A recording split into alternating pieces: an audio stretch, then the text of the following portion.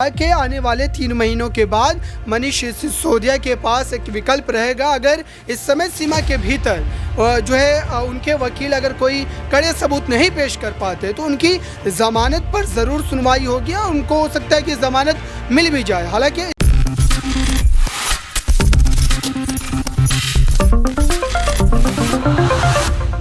नमस्कार, next 9 news देख रही हैं आप और मैं हूं आपके साथ प्रज्ञा सिंह। कल का दिन बहुत ज़्यादा महत्वपूर्ण है क्योंकि ईडी की जो यहाँ पर कार्रवाई है वो अब सीधे सीधे दिल्ली के मुख्यमंत्री अरविंद केजरीवाल पर देखने के लिए मिल रही है। कल ईडी के दफ्तर अरविंद केजरीवाल पेश होंगे और आबकारी नीति से जुड़े धन शोधन मामले में उनका बयान दर्ज किया जाएगा। ऐसे में कई तरह के सवाल जो बार बार उठ रहे हैं, क्या वाकई में अपने आप को कट्टर ईमानदार कहने वाली आम आदमी पार्टी एक भ्रष्ट पार्टी है? ये दावा ईडी कर रही है, सीबीआई कर रही है और भारतीय जनता पार्टी के तमाम बड़े मंत्री भी यही दावा करते हुए नजर आ रहे हैं। लेकिन आम आदमी पार्टी बार बार यही बात कहती हुई नजर आ रही है कि आम आदमी पार्टी एक ईमानदार पार्टी है और आम आदमी पार्टी की ईमानदारी से अब बीजेपी घबरा रही है।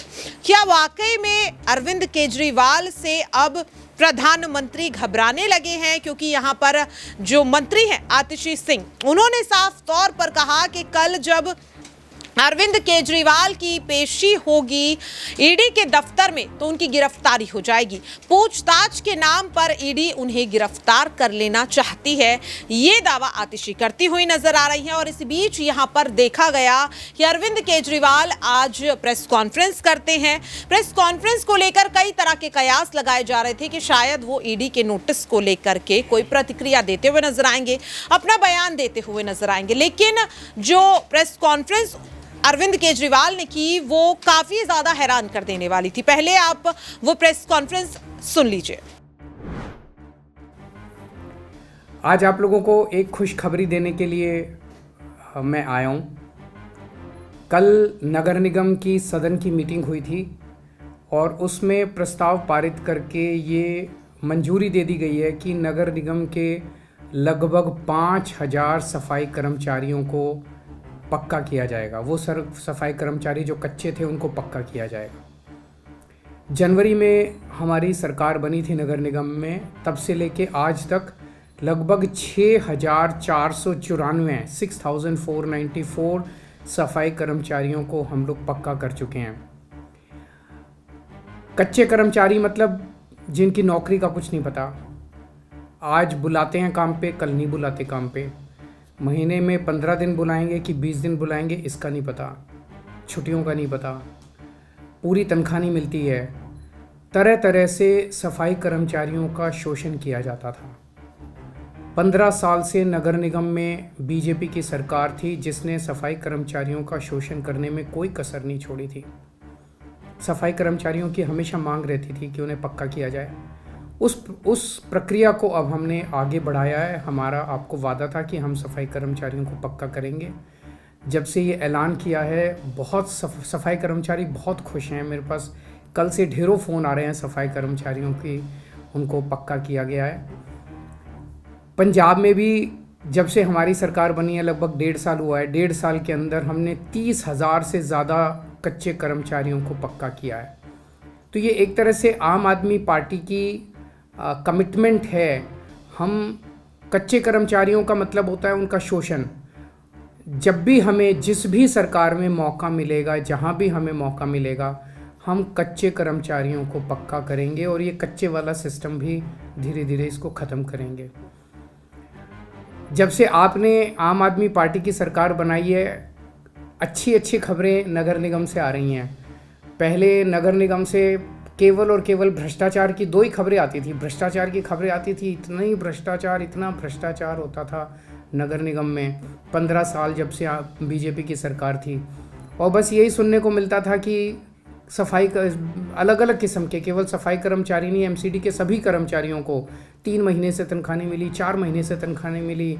सभी कर्मचारी केवल सड़कों पे प्रोटेस्ट करते नज़र आते थे, हड़ताल करते नज़र आते थे कि उनको तनख्वाह दी जाए।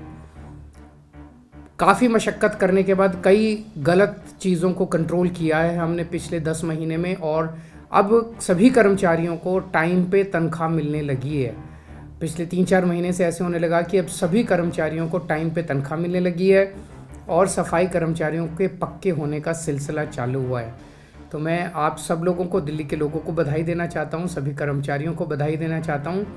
अभी त्योहारों का सीज़न है, अभी नवरात्रि गए हैं, दशहरा गया है, उनकी बहुत बहुत शुभकामनाएं आपको।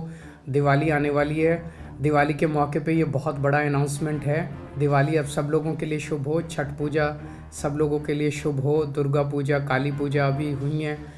सभी त्योहारों की आप सब लोगों को बहुत बहुत बधाई हो, शुभकामनाएं, और भगवान आप सब लोगों को खुश रखे, आपके परिवार के लोगों को स्वस्थ रखे, खूब बरकत दे और आपकी सबकी मनोकामना पूरी करे। नमस्कार।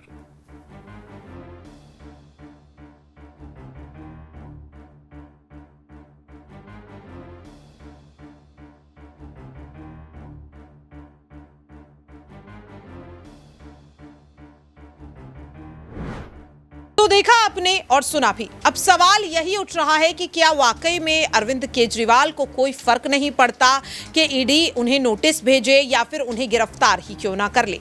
ऐसा ही कुछ हमने दिल्ली के पूर्व उप मुख्यमंत्री मनीष सिसोदिया को लेकर भी देखा था।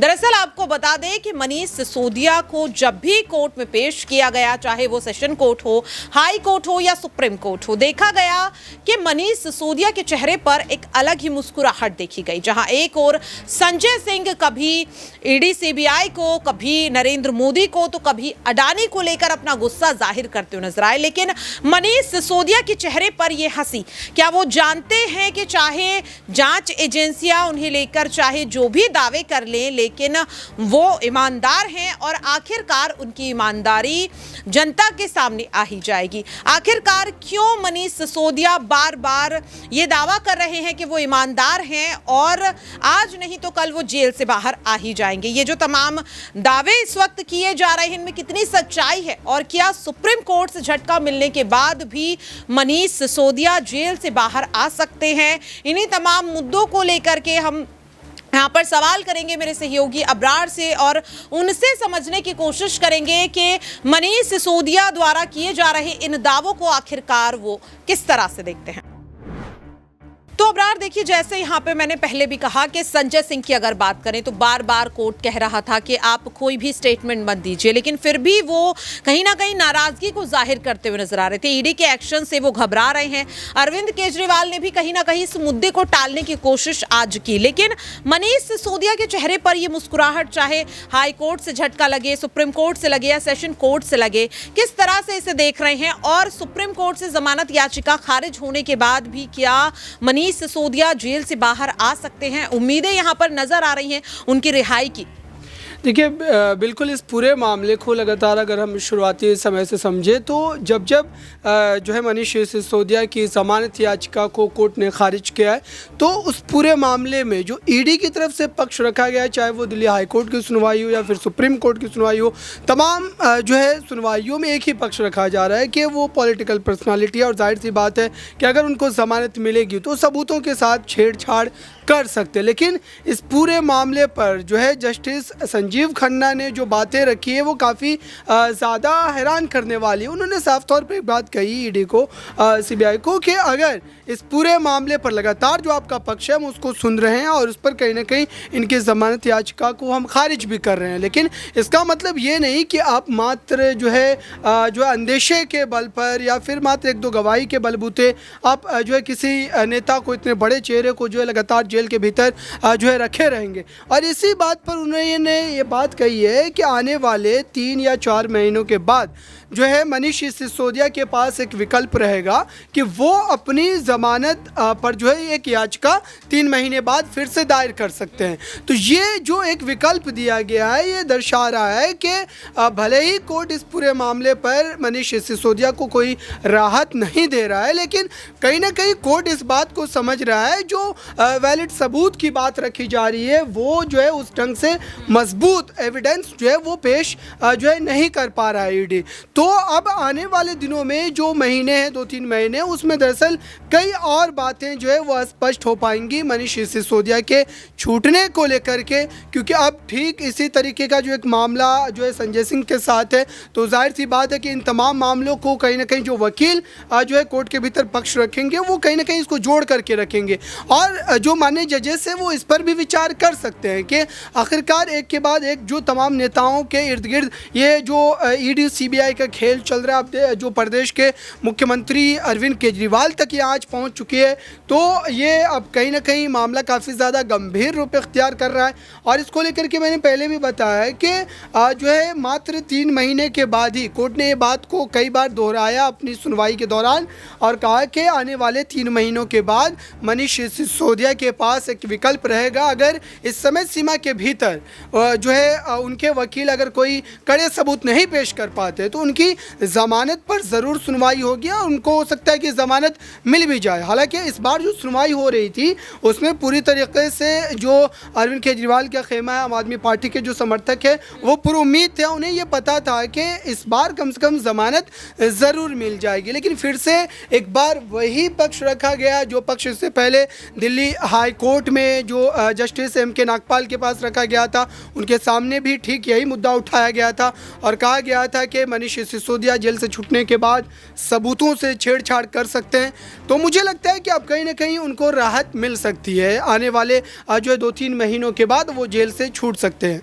वाकई में देखिए यहाँ पर जिस तरीके से साफ तौर पे कहीं ना कहीं अबरार भी यही कहते हुए नजर आए कि अभी भले ही मनीष सिसोदिया को सुप्रीम कोर्ट से झटका मिला हो, लेकिन एक राहत भी सुप्रीम कोर्ट ने दी कि अगर यहाँ पर सेशन कोर्ट में अगले 6 महीने में सुनवाई पूरी नहीं होती है, बहस पूरी नहीं होती है, कोई निर्णय अदालत नहीं ले पाती है, तो मनीष सिसोदिया फिर से जमानत याचिका दाखिल कर पाएंगे और बहस पूरी ना होने के चलते शायद यहाँ पर सुप्रीम कोर्ट भी उन्हें जमानत दे दे। हालांकि के इंतजार यहां पर कल का किया जा रहा है कि क्या कुछ अब अरविंद केजरीवाल को लेकर ईडी का रुख देखने के लिए मिलेगा, जो बार बार गिरफ्तारी का डर आम आदमी पार्टी जाहिर करती हुई नजर आ रही है, क्या वो हकीकत में बदल जाएगा, क्या वाकई में ईडी कल अरविंद केजरीवाल को गिरफ्तार कर लेगी, देखना काफी दिलचस्प होगा। फिलहाल के लिए इस खास रिपोर्ट में इतना ही, बाकी की तमाम अपडेट्स के लिए आप देखते रहिए नेक्स्ट 9 न्यूज।